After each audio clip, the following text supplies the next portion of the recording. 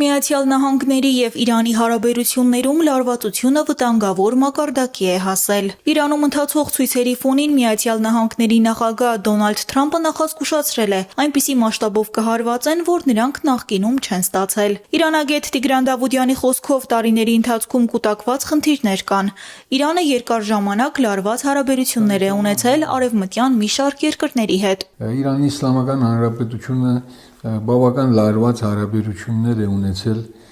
հատկապես Իսրայելի եւ արևմտյան մի շարք երկրների, դրա գլխավորությամբ Միացյալ Նահանգների եւ տարիների այդ տնտեսական պատժամիջոցները շատ ծանր հետևանքներ են ունեցել Իրանի տնտեսության վրա։ Դրա համար հիմա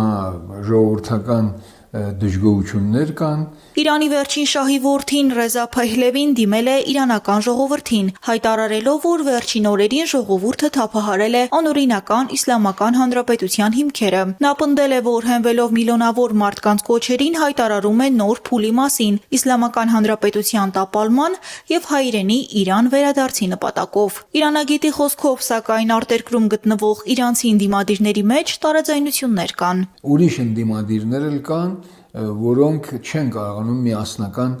ճակատ ստեղծեն եւ իրենց նպատակներին հասնեն։ Տիգրան Դավուդյանի խոսքով Իրանում չի նախատեսվում իշխանափոխություն, այլ պետք է կատարվեն լուրջ բարեփոխումներ։ Ժողովրդի մեծ մասի պահանջը, անգամ ասացի, հենց իշխանությունների ներսից էլ կան դեմքեր, օրինակի համար նախկին նախագահները, նախագահ պարոն Ռոհանին, կարծում եմ ճանաչում եք, Հայաստան էլ այցելել է,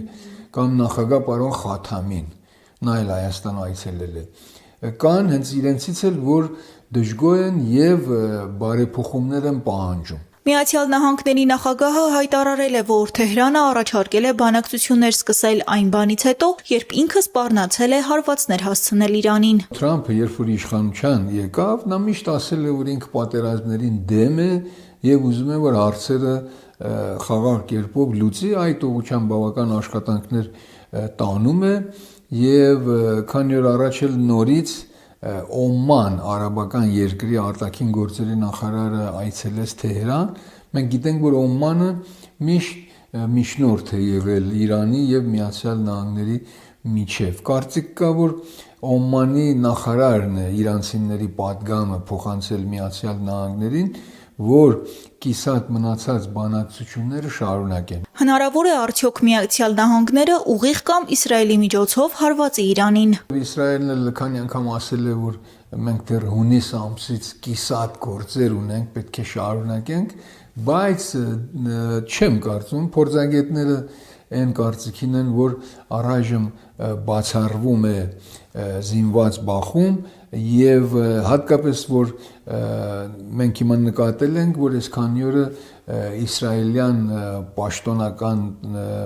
դեմքերը շատ զուսպ են եւ ընդհանրապես փորձում են չարտահայտվեն Իրանի դեպքերի համար։ Իսկ ինչ ռիսկեր կարող են տեղի ունենալ հարևան երկրների, այդ թվում Հայաստանի համար։ Մենք պետք է նկատի ունենանք, որ երկրորդ համաշխարհային պատերազմից հետո Իրանը տրոհվել է եւ այնտեղ եղել է երկու ինքնավար հանրապետություն, Ատրպատական եւ Քուրդիստան, որ հենց այս արքայազնը, որ դուք ակնարկում եք, արքայազնի հոր եւ իր արևմտյան հովանավորների միջոցով վերջ տրվեց այդ երկու հանրապետությունների կյանքին եւ Իրանի տարածքային ամբողջականությունը վերականգնվեց։ Մեզ համար վտանգը այդտեղ է։ Տիգրան Դավուդյանը նշեց, որ մեզ կայուն Իրան եւ տարածքային ամբողջականության պահպանություն է պետք։ Լաուրա Հարությունյան, Մանուել Ստեփանյան, Ռադար Արմենիա։